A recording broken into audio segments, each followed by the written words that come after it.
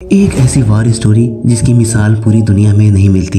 एक ऐसा military commander जिसका देश जंग हार चुका था, लेकिन उसे सूचना नहीं मिली, जिसकी वजह से 29 सालों तक वह जंगल में छिपा रहा और दुश्मन पर वार करता रहा।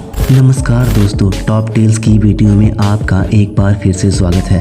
अंग्रेजी की एक कहावत है, स्ट्रगल एंड साइन। मुश्किल वक्त में जो लोग साहस का परिचय देते हैं वही इतिहास रचते हैं। जंग के मैदान में टिके रहने के लिए सिपाही की ताकत, हथियार और रणनीति तो होती ही है, लेकिन जंग जीतने का रास्ता तय करता है साहस।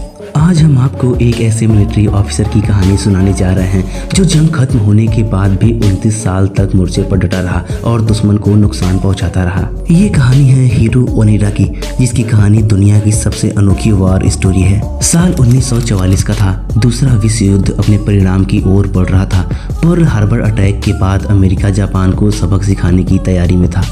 26 दिसंबर 1944 को जापानी इंपीरियल आर्मी के सेकेंड लेफ्टिनेंट हीरो ओनिडा को फिलीपींस में लुबांग के छोटे से द्वीप पर भेजा गया।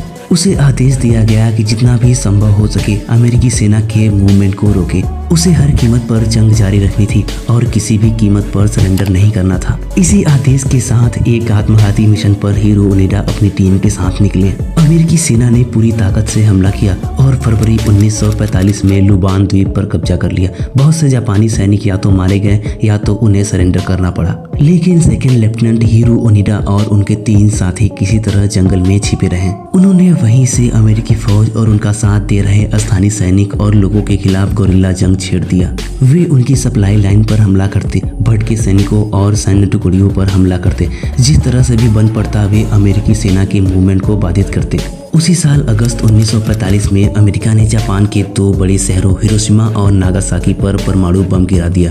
भारी तबाही के बाद जापान को सरेंडर करना पड़ा और फिर यहीं से दूसरे विश्व युद्ध की समाप्ति हो गई। हालांकि अभी भी हजारों जापानी सैनिक प्रशांत महासागर के द्वीपों में बिखरे पड़े थे और उनमें से ज्यादातर तो हीरो ओनिडा की तरह ही जंगल में छिपे थे। तकनीकी साधनों के अभाव के कारण उन सैनिकों को कोई भी सूचना नहीं मिल सकी। ये सैनिक पहले की तरह ही हमला और लूटपाट करते रहे। इन हमलों को रोकने के लिए जापान और अमेरिकी सरकार ने एक साथ मिलकर जंगल में हजारों पर्चियां गिराई, जिसमें ऐलान किया गया कि युद्ध समाप्त हो चुका है और अब हर एक सैनिक को अपने घर लौट जाना चाहिए। दूसरे लड़ाकों की तरह ही हीरो ओनिडा और उनके आदमियों ने भी इन पर्चियों को पढ़ा, लेकिन तय किया कि ये पर्चियां झूठी हैं और गोरिल्ला लड़ाकों को जंगल से बाहर निकालने की अमेरिकी फौज की चाल है। झूठी पर्चियां समझकर हीरो ओनिडा ने उन पर्चियों को जला दिया और हमले जारी रखा। अब तक 5 साल बीत चुके थे और पर्चियां बंटनी भी बंद हो गई थी। लुबान की स्थानीय जनता भी अपने काम, खेती और मछली पालन में लग गई, लेकिन उधर हीरो ओनिडा और उनकी टीम को जो कोई भी मिलता उस पर ये हमला करते रहे। हमले से परेशान होकर फिलीपींस सरकार ने एक बार फिर से पर्चियां छपवाई और लिखा कि बाहर आ जाओ, युद्ध खत्म हो चुका है, तुम लोग हार गए हो। लेकिन हीरो ओनिडा और उनकी टीम को एक बार फिर से भरोसा नहीं हुआ और उन्होंने हमला जारी रखा। युद्ध समाप्ति के 7 साल बाद 1952 में जापानी सरकार ने एक आखिरी कोशिश की अपने सैनिकों को बाहर लाने के लिए। इस बार उन्होंने गुमशुदा सिपाहियों के परिवार की तस्वीरें और उनका संदेश भी बंटवाया, लेकिन इस बार भी हीरो ओनिडा ने इस बात पर यकीन करने से इनकार कर दिया। कुछ साल और गुजर गए। उनके आतंक से डरे फिलीपींस के स्थानीय लोगों ने हथियार उठा लिया। 1959 तक हीरो ओनिडा के एक आदमी ने आत्मसमर्पण कर दिया और दूसरा मारा गया। फिर 1 दशक बाद हीरो ओनिडा का आखिरी साथी कोजुका स्थानीय पुलिस की गोलियों का शिकार हो गया। अब तक दूसरा विश्व युद्ध समाप्त हुए 25 साल बीत चुके थे, लेकिन हीरो ओनिडा अभी भी सरेंडर करने को तैयार नहीं था, क्योंकि उसके कमांडर ने आदेश दिए थे कि किसी भी कीमत पर सरेंडर नहीं करना है। हीरो ओनिडा अपनी आधी से ज्यादा जिंदगी लुबांग के जंगलों में बिता चुका था और अब वह बिल्कुल अकेला रह गया था, लेकिन अभी भी वह जंग से पीछे हटने को तैयार नहीं था। साल 1972 में जब उसके आखिरी साथी कोजुका की मौत की खबर जापान पहुंची तो वहां पर हलचल सी मच गई।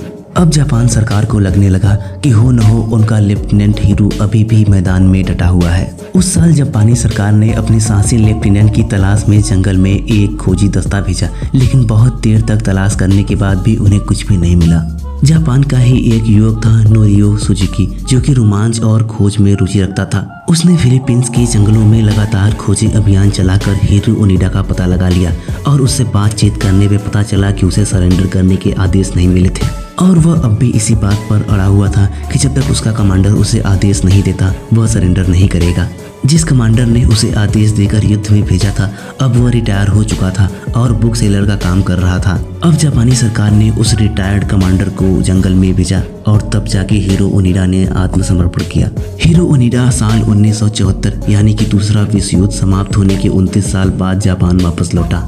18 साल की उम्र में सैनिक बने हीरो ओनिडा जब 29 साल बाद जंगल से वापस लौटा तो उस वक्त उसकी उम्र थी 52 साल। पूरे जापान ने अपने हीरो का स्वागत किया और अब वह एक सेलिब्रिटी बन चुका था। जंगल में बिताए गए समय और अपने एक्सपीरियंसेस को लेकर हीरो ओनिडा ने एक आत्मकथा लिखी, नो सरेंडर माई 30 ईयर वॉर। उसको दुनिया भर में मशहूर कई रेडियो चैनल्स में अपने बहादुरी के किस्से सुनाने के लिए इनवाइट किया जाने लगा। उसने ब्राजील में वायुसेना की ट्रेनिंग के लिए भी काम किया।